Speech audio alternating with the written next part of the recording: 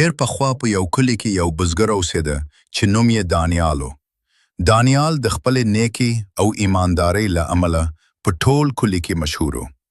یو ورځ یو بهرني مسافر چې نوم یې الیکس و د هغه کور ته راغی او ورته یې وویل: دانیال خانه، زه یو اوږد سفر ته ځم. دا یوه کوچنۍ ډبۍ ده، دا راسره امانت کېږده. کله چې زه بیرته راغلم نو دا به له تا څخه په امان کې بیرته واخلم. دانیال په ډېره مینه د الیکس امانت قبول کړ.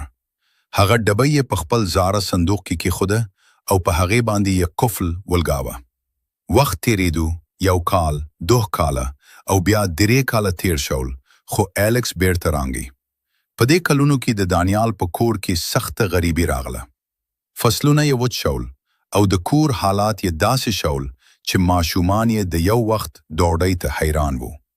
خو دانیال هیڅ کله هغه صندوق ته په بده سترګه ونه کتل. یوه شپه د دانیال میرمنې په ژړغوني غږ ورته وویل: دانیاله، زموږ ماشومان وږي دي. دا ډبۍ پرانیزه، شاید په دې کې څه پیسې وي چې زموږ ژوند پرې سم سي. هغه مسافر خو شاید مو شوی وي او بیرته رانشي.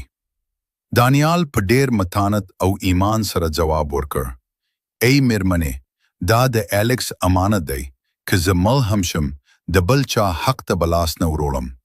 امانت کې خیانت کول د ایمان نښه نه ده. موږ به صبر کوو ځکه الله پاک له صابرانو سره دی. 5 کاله تیر شول. یوه ورځ یو زوړ او سټري سړی د دانیال د کور دروازه وټکوله. دا الیکس و. هغه ډېر بوده شوی و او کالي یې زاړه و. دانیال چې کله هغه ولید نو ډېر خوشحاله شو او په ډېره مینه یې کور ته ننویست. دانیال سمدستي خپل صندوق خلاص کړ او هغه ډبۍ یې الیکس ته وسپارله. دانیال وویل: اله، دا ستا امانت دی. په دې 5 کلونو کې ما دا په ډېر احتیاط سره ساتلی وه. الیکس چې کله ډبۍ خلاصه کړه، په هغې کې قیمتي کاړي او سره زر روښانه شول. د دانیال میرمن او ماشومان هم هلته ولاړ وو او په حیرانتیا یې ورته کتل. الیکس دانیال ته وکتل او په موسکا یې وویل: دانیال خانه، زه پوهېدم چې ته یو ډېر ایمانداره سړی یې. په حقیقت کې ما ستا ازموینه کوله. زه په نړۍ کې هیڅ وارث نه لرم او ډېر شتمن یم.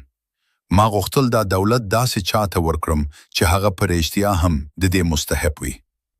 الیکس زیاته کړه: دا ټول دولت او دا سره زر ستا شول ځکه چې تا په سخته غریبۍ کې هم امانت ونه خوړ. دا ستا د ایماندارۍ انعام دی.